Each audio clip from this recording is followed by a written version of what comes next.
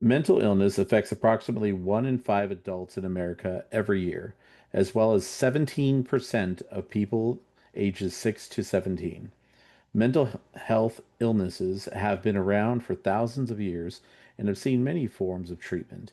Today, we wanted to talk about the history of mental health treatments. I'm the Jericho, I'm Jesse. I'm Chash. And I'm Laura.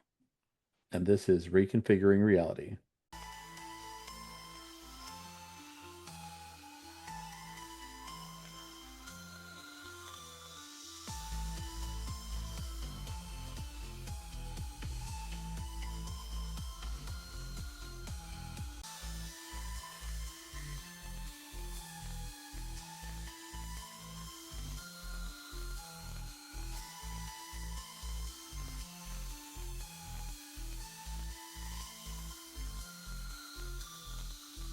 So I know when we did uh uh one of the podcasts about past and present, I kind of already maybe sort of brought this stuff up because I like to cut bit broader subjects into smaller ones.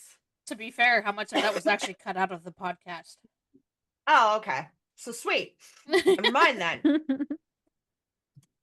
But no, like let's see. So mental health treatment has shifted from institutionalization and punitive measures in the past to community-based care and a wider range of therapies.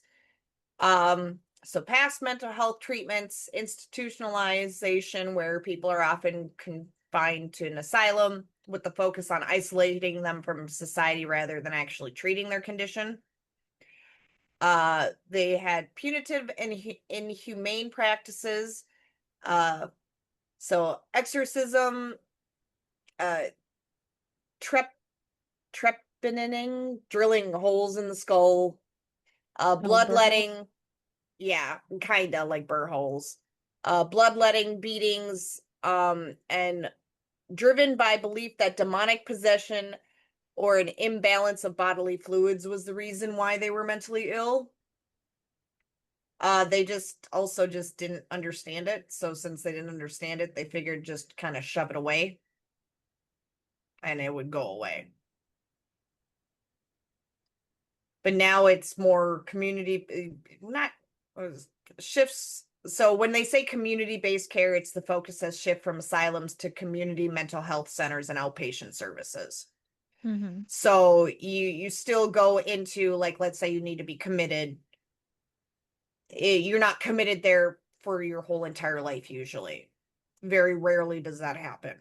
You may get committed, be released, have to be committed again. Like you may kind of like how a addict goes in treatment multiple times sometimes. But then they do psychotherapy now, which includes DBT, which is what I went through and what helps, which is pretty much the only type of therapy to help with BPD. And then they have cognitive behavioral therapy. And then that type of therapy with like medications for antipsychotics for people with like bipolar disorder or schizophrenia, and then antidepressants for people with anxiety disorders, depression. Then you do have like innovative treatments like transcranial magnetic stimulation, which I believe is like shock therapy, but very, very different than what the old shock therapy. Yeah, And it's then a they have, more controlled shock yeah, therapy. and then there's ketamine therapy for treatment resisted conditions. Not sure what that means. I got to look that up a little bit more. And greater social acceptance, leading more people to seek help. So instead of like hiding and everything, because it's a little bit less stigmatized, supposedly, uh, more people are seeking help and treatment to help them. But like In ancient Egypt, Mesopotamia, and other early cultures, mental illness was sometimes considered as being caused by spiritual possession or as the result of evil spirits. Treatment was primarily spiritual or ritualistic. The afflicted people could undergo exorcism, sacrifices, or subjugation to prayer or spells to purify the evil forces. So kind of like what some people do even still nowadays. They do exorcisms and think that'll cure it, which I mean, I don't know. I think that's just a little far-fetched. I think we should go back to goat sacrifices. I feel like that worked. Hell So yeah. Greek and Roman contributions, the ancient Greeks and Romans were very influential in the early thoughts of medicine, which shaped the evolution of mental health treatments. Hippocrates supposed that mental illnesses resulted from an imbalance of the body humors, so blood, yellow bile, black bile, and phlegm. Mm-hmm. And this gave a shift from supernaturalism to a more physiological reason for mental health. Even though, yeah, it was still wrong, they realized it wasn't some supernatural force causing this person to have an issue.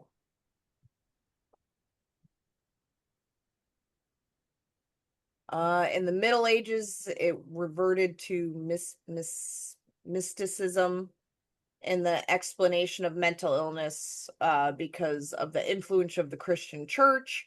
People were thought to be demonically possessed. So then, of course, we revert back to it's the devil doing it or stuff. They even drowned people to thinking like they were going to be able to purify them, and they wound up drowning a lot of people. Oops. Yeah. This is about when the formation of asylums happened, but they were more about confinement than actual care. So it was lock them away and kind of forget about them. Yeah, that seems to be the running theme for a lot of places that did like mental health treatments back in the day. Yeah, so the Renaissance was a century that marked the end of the history of mental disorders. During the Renaissance, scholars broke up a number of prevailing beliefs within society by using a scientific approach to studying psychiatric disorders. Mm-hmm.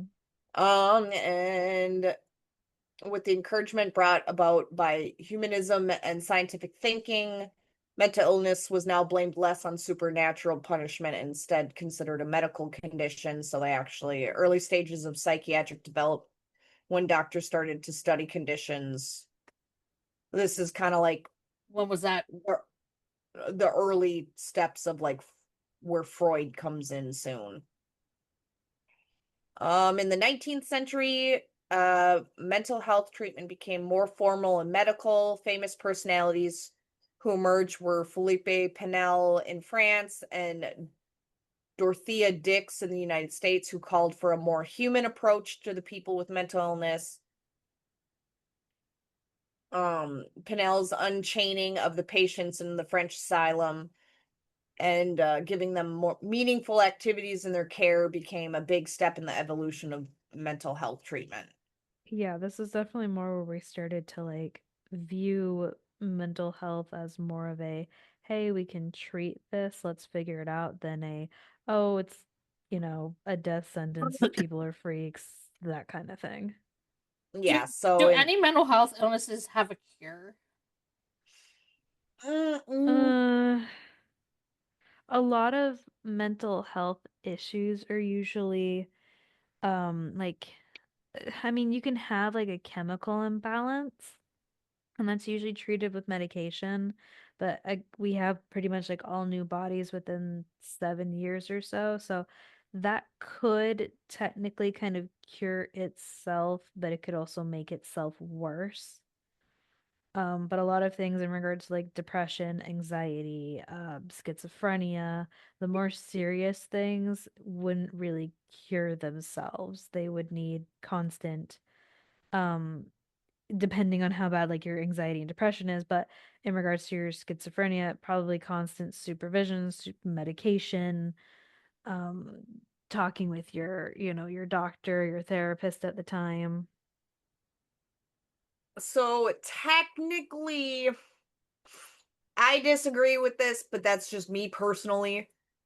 So certain types of anxiety disorders, so such as OCD or like really bad phobias, can technically be cured. Depression with medication and therapy technically can be cured. Eating disorders technically can be cured, but there's always a chance of relapse if you don't keep up with your medication or therapy or stuff like that. But then there other mental illnesses are chronic and require ongoing management: schizophrenia, bipolar disorder, BPD, PTSD. So I wouldn't say they're curable, but they're all mental Treatable. illnesses are treatable and manageable.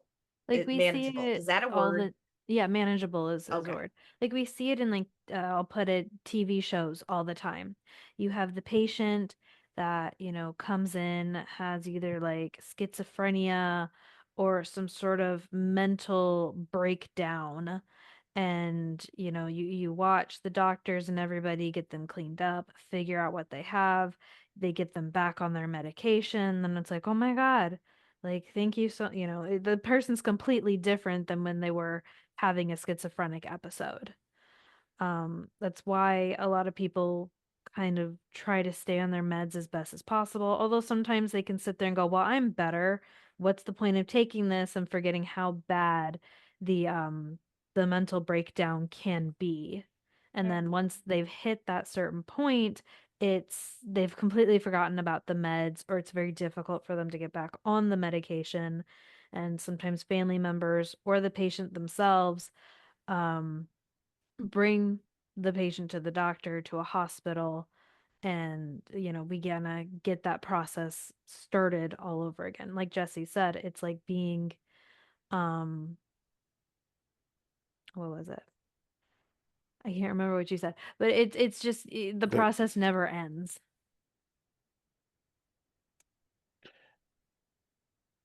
well, I think it also depends on what you mean by cure and what you mean by mental illness.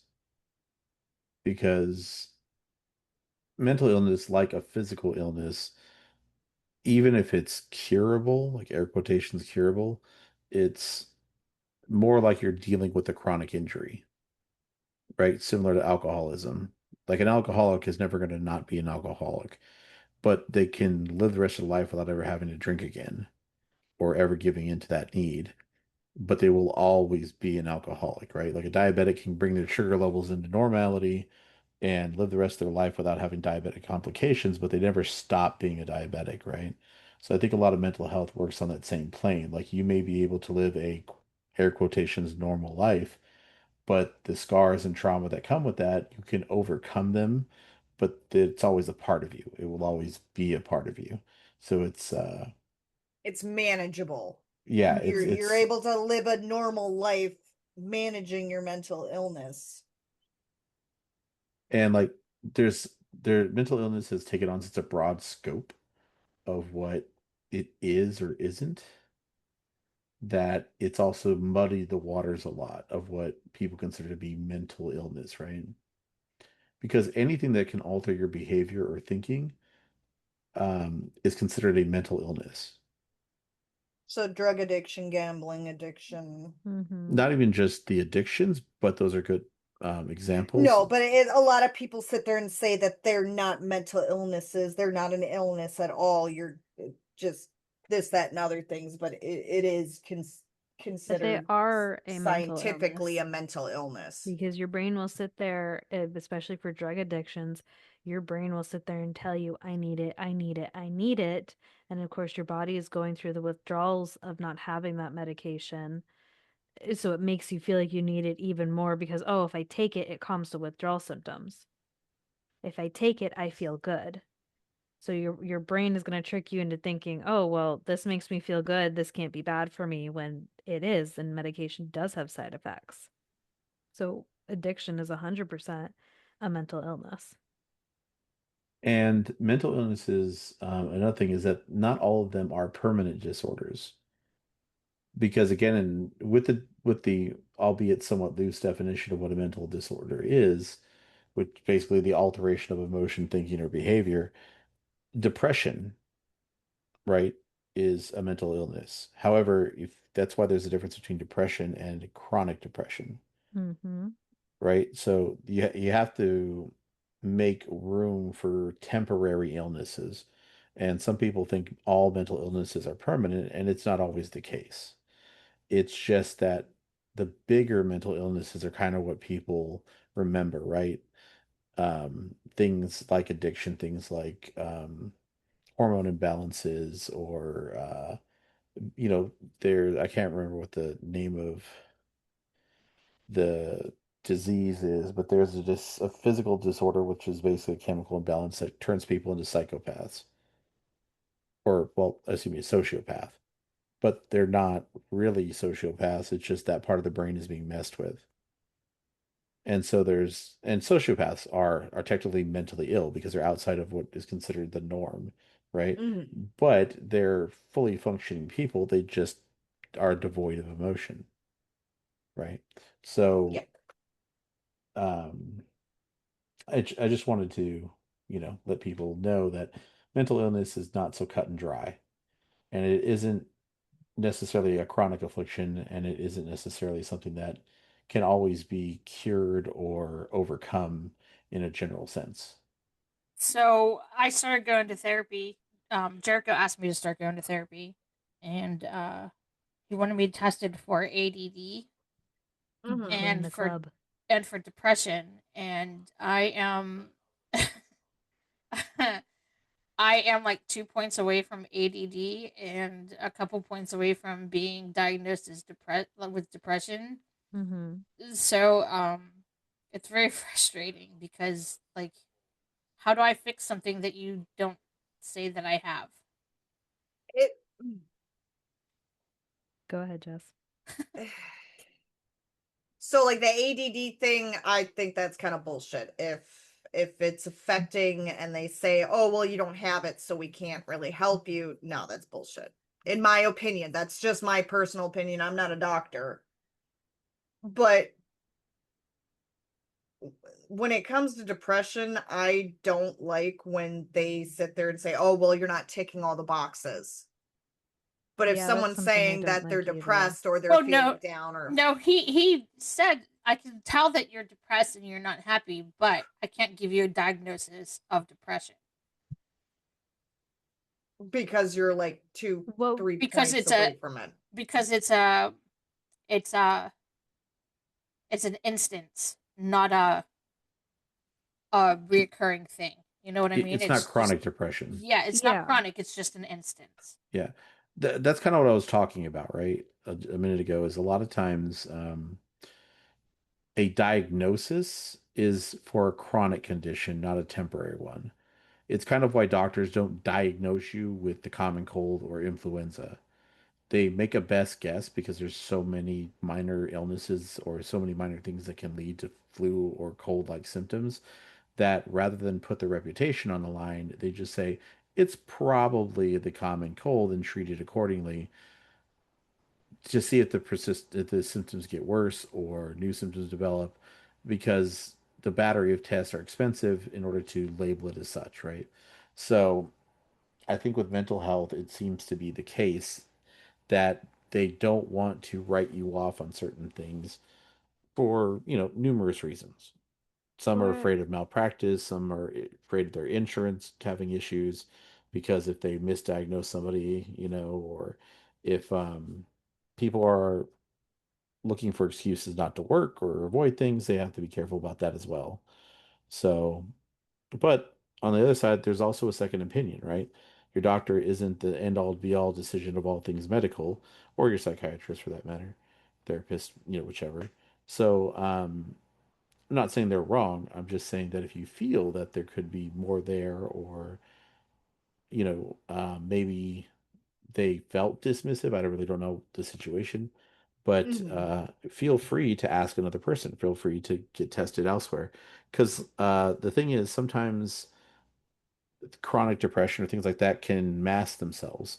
People tend to learn to cope with reality, especially from our generation. So you may not outwardly be showing all the signs, but internally there may be signs that aren't showing or only show up in small instances, sort of like a dam with cracks, right? It doesn't leak all the time, but sometimes when the pressure gets too much, that's when the leaks start to show, right? And sometimes, and like I'm even guilty of it. I on when I was getting diagnosed many years ago, some people are ashamed to admit how upset they are, or how sad they are, or how depressed they are. So they minimize it on those tests because they're afraid of what actually the answer could be. I'm not saying like that's, but I know from personal experience that's why it took me till I was 30 some years old to actually be properly diagnosed, was because I was ashamed of some of the things that I needed to tick in order to be diagnosed properly. So some people will lie about it and say, no, I don't self-harm. No, I don't do this. No, I don't do that. Oh, it just that one time it was really bad and I was sad for this, that, and others, but they downplay how serious some things can be because they don't want to admit it too sometimes.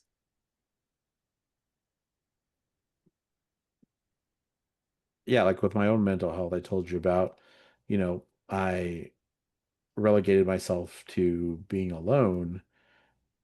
And because of that, going through, my day-to-day stuff, I never really thought about things like that. I never really got depressed. I wasn't really having issues with anything. And I figured, okay, I got a handle on this, no big deal. But once a year or so, there'd be this sobering moment where it was like the walls had to come down, right?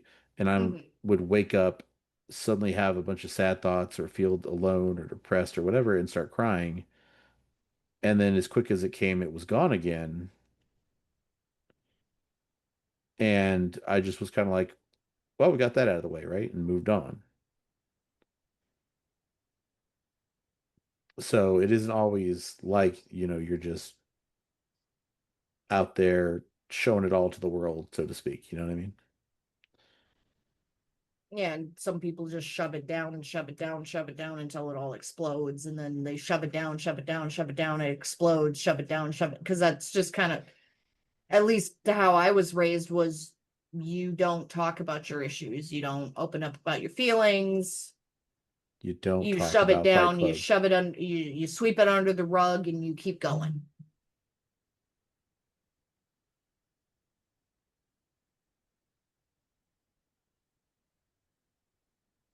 But no, they've done, even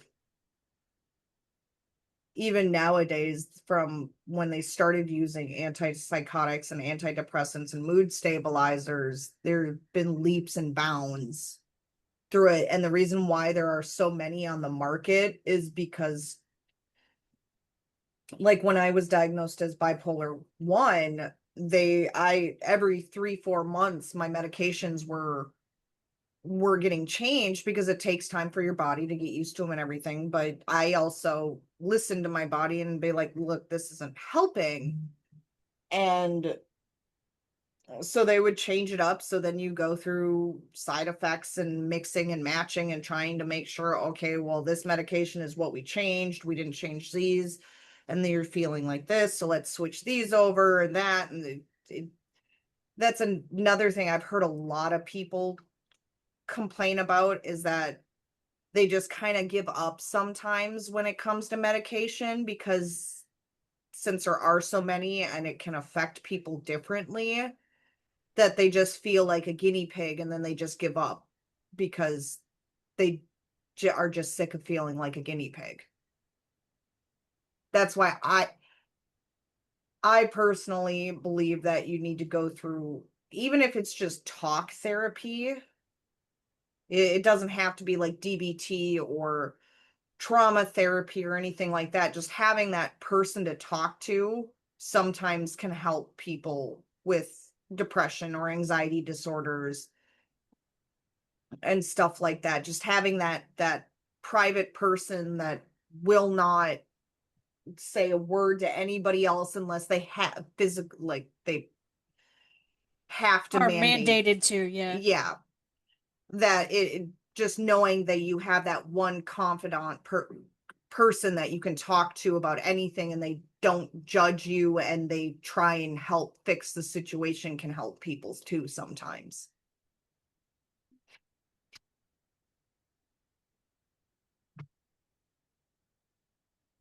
Because even in the early 20th century, they had some horrible treatments like shock therapy, hydrotherapy, Well, what was the first one? shock therapy. Trepidation? I guess maybe. Trephination? Maybe that's Trephination? Yeah. maybe that's Trepidation what is it's like called. an It's not, unwillingness. yeah, it's actually trephination.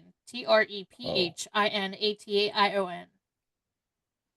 interesting. Yeah, that's when they would literally just take like two prongs, put them on your temple, and have you bite down on something and shock you. No, Usually it was it's like a not belt or actually. something. It's actually not that. Mm. It is the process of removing a small part of the skull using an auger, bone, or auger, Oh, okay, yeah, or that's saw. the Yeah, it's yeah, that's the drilling holes into the skull. yeah. And then there was lobotomies. Well, we're not even at lobotomies yet. We've still got bloodletting and purging to Oh, get that no, through, I'm in the 20th century, honey. and isolation and asylums are in there, and then you got insulin. No, the insulin coma therapy that you talked about last time. Oh God, yeah. Yeah, I didn't that even was look at I didn't even 1927 that was introduced. Do you know they did that for almost 40 years? Oh Jesus. Um, then there's met- metrazole therapy, where physicians introduce seizures using stimulant medication. Oh, yeah, because that's what we need. Sorry. Quick, drug them up. That'll fix it. Yeah. It says while this treatment was dangerous and ineffective, seizure therapy was the precursor to ECT. Mm-hmm.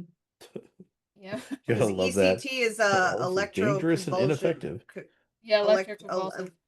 yeah, that's what that's a treatment actually for some people with bipolar disorder. Severe depression, mania, and catatonia. No.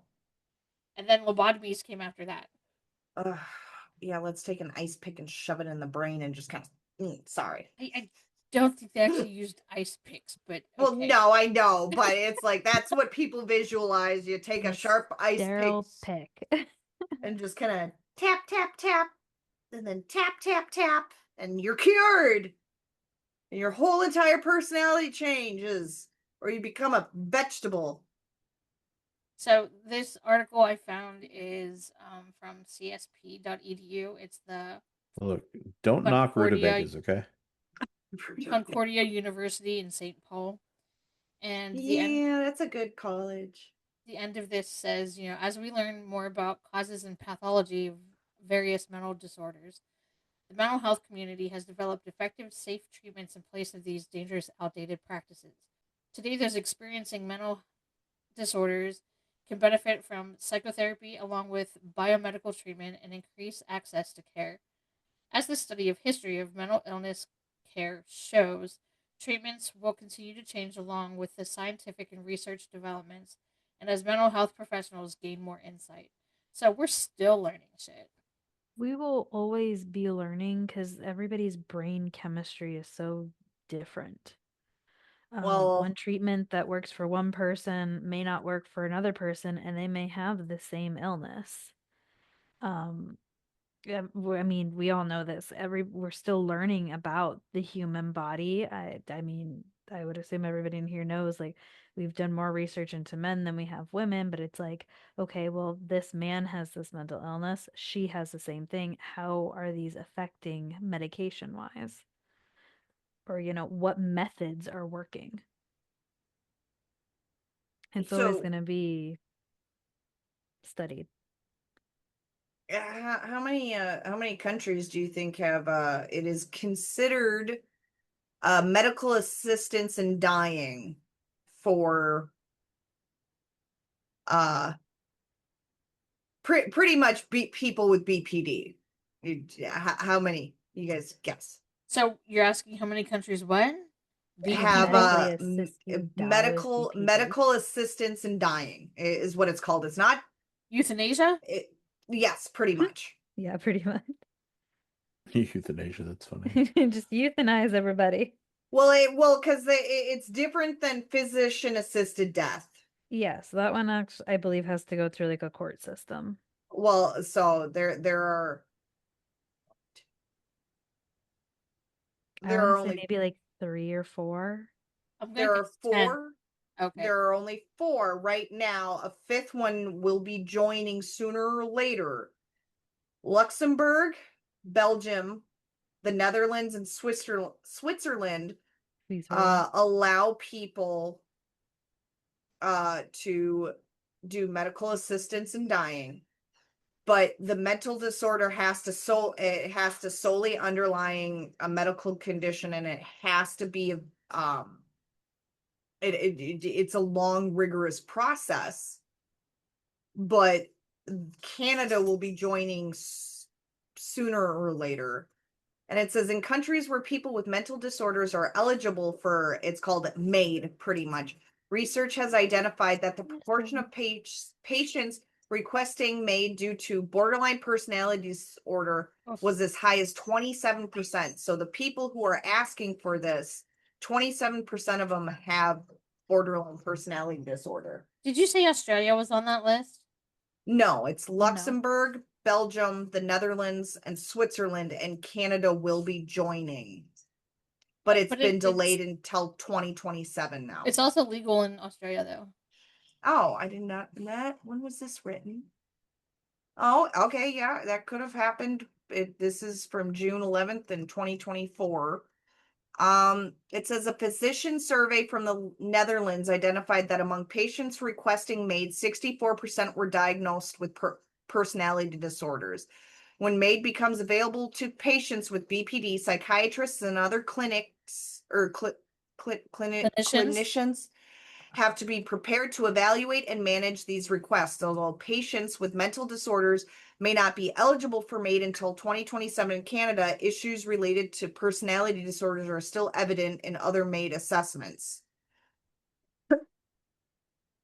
So you're telling me this is you have a severe enough mental illness or disorder. So borderline personality disorder, you can even talk to psychiatrists and stuff. They say it is actually the most physically painful mental disorder, and that it is so severe enough that medical physicians, it's a rigorous thing. Like they don't just sit there. I can't, like, if I lived in Luxembourg, I can't just walk up and be like, I want you to kill me. No. And I would assume it's a very long process. Yes, it's a very long process. You can change your mind, but they can deny you, these kinds of things. Yeah, so it is, but it is considered a treatment to a point.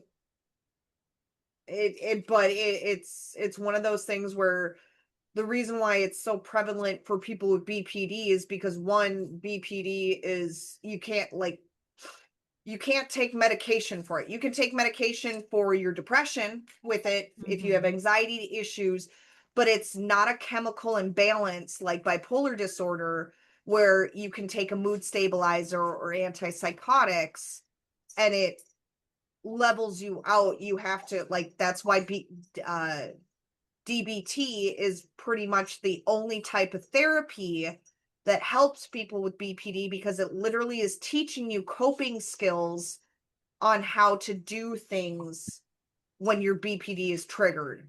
Excuse me. So for me, I plan on going back to DBT. I plan on going back to therapy, because even though, yes, I kind of seem like I do okay to everybody else, it's a masking situation that a lot of people with BPD do.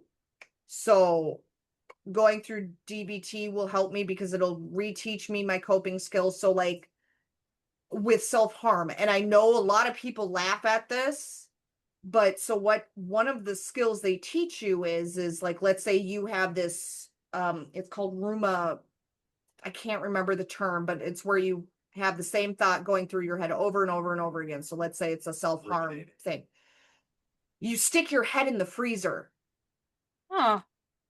and people laugh at it, but how they explain it is it snaps your brain out of it because all of a sudden you're cold. They do a similar thing for people with severe anxiety. They tell you to take like ice cubes Mm-hmm. and to hold them in your fists and to hold it until like your hands are pretty much numb, because now you're focused on the feeling of your hands and you're not focused on like, hey, why am I panicking? So it's a Mm-hmm. similar science as to what they do for people with anxiety is this is, obviously we can't burn ourselves because that's be more harmful than good. So Mm-hmm. it tricks your brain into going, okay, well, I don't understand why I was in this situation to begin with, because you're now focused on the part of your body that's like, okay, this is cold. Well, they also do the 5 4 3 2 1 grounding technique for anxiety. Mm-hmm. Mm-hmm. Yep. And Which then there's like with some people, sometimes you'll see people with like hair ties or rubber bands on their wrists and they start snapping them. Yep, I do that Then too. that's another, and it's like people sit there and think that it's stupid to a point, but it does help some people. Sorry. Well, it's a good point that you're making. I think people forget, like when they hear about people burning themselves with cigarettes or cutting themselves, and they go, "Why would someone do that? Like, how is that helping?" Right? Because it's a level of pain that they can control, and it's something Hmm. that can distract them from what they're feeling. Yeah, it's a small like reprieve from what's going So on mentally. how I explain it to people is, and they still don't understand it, but it's, I can control how big it is, how long it is, how I am in full control of that, and it's a way for me to like how to it's a and way for you to take control. it's a way for me to take control, but it's also like watching the physical pain or the watching the mental pain go away to a point. Mm-hmm. Because in that moment I'm not thinking about what's bothering me. I'm thinking about, oh, my leg hurts, or oh, this hurts, or Yep. it's the way of taking control. And it's that one aspect where I'm in full control of what happens at that very moment. I will say I've done very good. It's been over a year. Thank you very much. Good job. Good job, honey. Well, it's an excellent point that you make, and I don't think a lot of people who would ever have to deal with this can really put themselves in that situation and understand what it's like, that the feelings that you're dealing with can be overwhelming, right? And Hmm. so sometimes that pain is just um it's just so consuming that you need to focus on something else, and that's really what that's about. And this is true in many ways, not even with a great deal of harm, but in minor things like some people bite their nails, some people pull out body hair, some people scratch themselves, and not even intending to do any real harm, but it's just a way to deal with stress or to deal with anxiety about something. Yeah, it's like some people chew on their lips when they're nervous or upset. Like I chew on my lips and my cheek when my anxiety gets really high. And that's how a lot of people can tell either I'm nervous or something's bothering me, is because you don't think about it. It just becomes like an everyday thing for some people. Yep.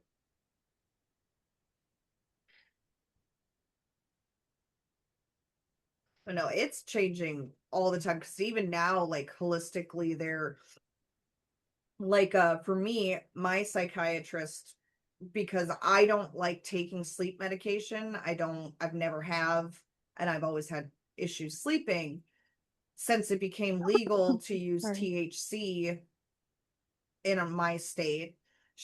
She said, as long as I am not abusing it and I'm not, from the moment I'm waking up in the morning hitting my pen and having it all day, she was fine with it. If I have a really bad anxiety attack, having 1 or 2 puffs helps instead of me taking a medication that can be highly addictive for anxiety Mm-hmm.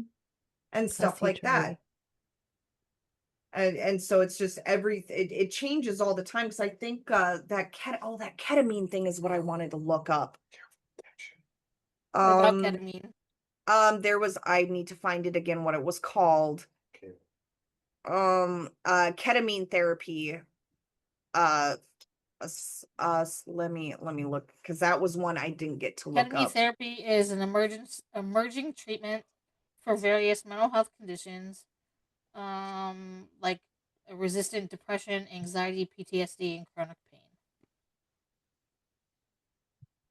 A prescription version of ketamine called S-ketamine, given through a nasal spray, was approved in 2019 by the FDA for hard to treat depression. However, guidelines require its use under the supervision of a healthcare provider in a certified doctor's office or clinic. That means medical professionals need to watch you use it and then follow you after you've taken your dose, checking your vital signs and how you are doing clinically.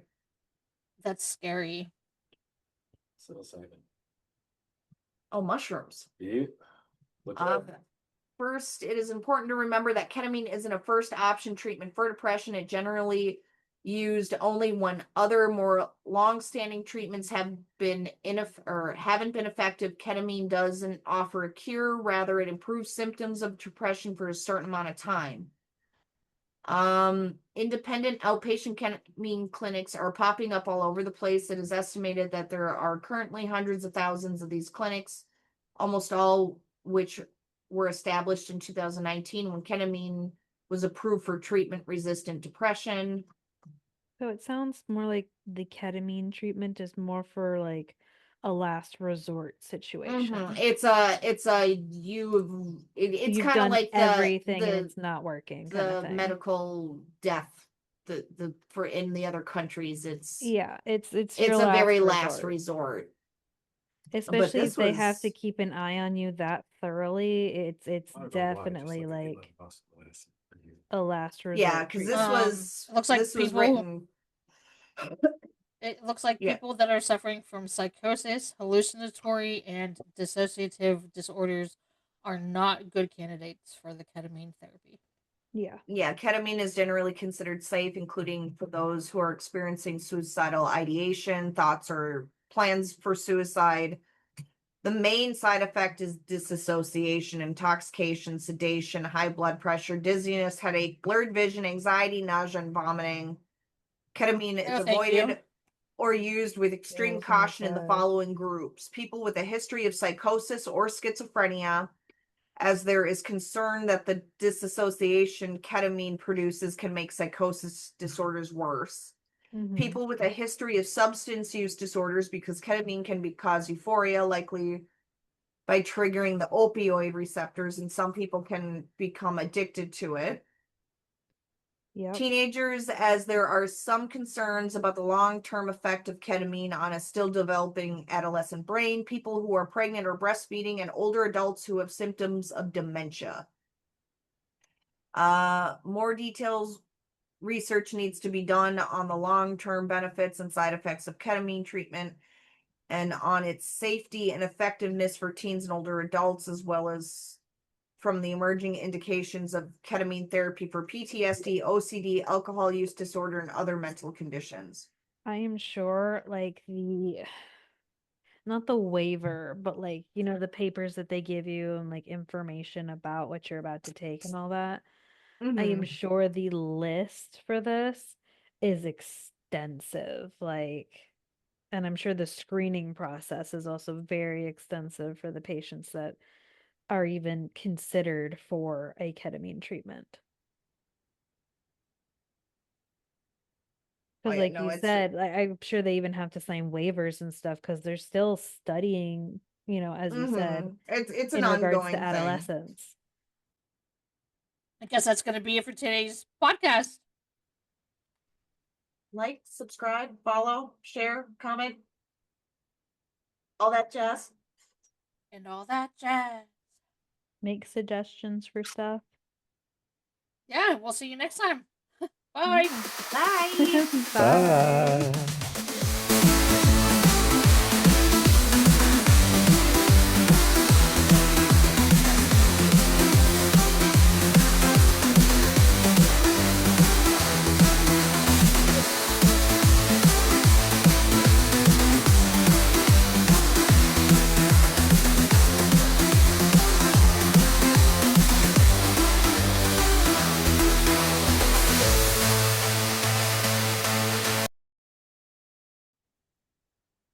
Hey, at least they don't use like what was it for hysteria for women. They Are don't you talking don't about getting women off? yeah, at least they don't do that anymore. Imagine going to your doctor's office for that. Ma'am, you're not having enough O's. I'm gonna need you to take this girthy, veiny member and call me in the morning.